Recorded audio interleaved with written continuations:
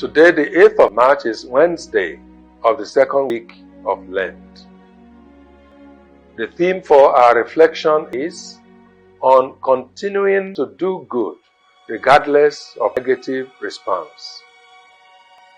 My dear friends, brothers and sisters, I would like us to focus our attention on how we react to the people that treat us. To assume that people will always pay you good for good may just be the biggest assumption any one of us can make. We may have heard the story of a toad that tried to help a scorpion cross a river, with the scorpion promise that he would not sting the toad. If the scorpion attempted to sting the toad, they both practically may just drown in the water, or the scorpion will simply forfeit its life. As fate would have it, however, they made it to the bank. The scorpion remained true to its oath.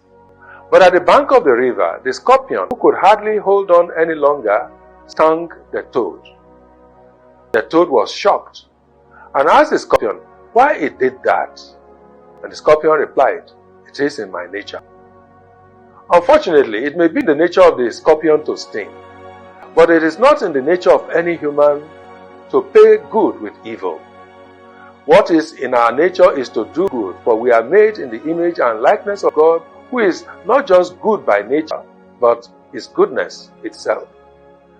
The experience of Prophet Jeremiah in Jeremiah 18 and following that we read about today may be similar to the experiences of many of us.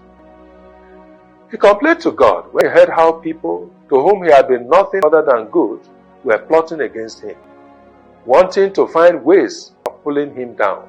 So he asked God, should evil be returned for good? Of course, the response of God was,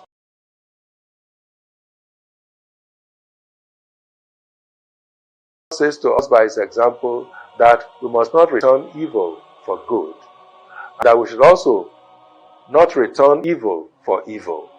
In fact, following the example of Jesus, good should continue to be done, even when evil is returned for the good that we do. If evil is returned for evil, then the cycle of evil will have no end.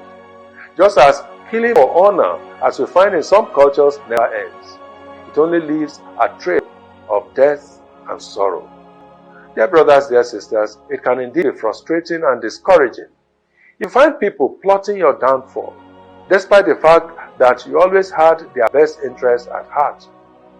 You can also imagine how heavy the heart of Jesus must have been to realize, as we heard in the gospel passage of today from Matthew 20:17 and following, how the same people for whose sake he had come were the same ones who would deliver him to be put to death.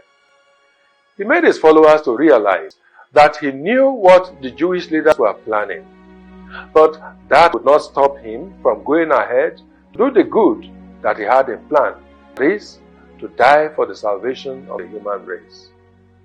Certainly, dear brothers and sisters, some of us have been stung by the scorpion of those to whom we have done nothing other than the good.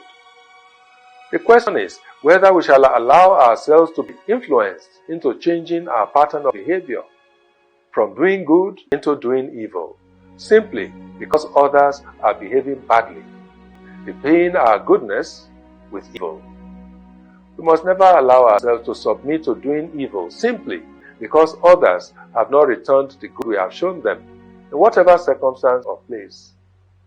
God has not stopped blessing us or being good to us, despite the fact that we often abuse his goodness. So let our goodness continue to grow regardless of the response of others.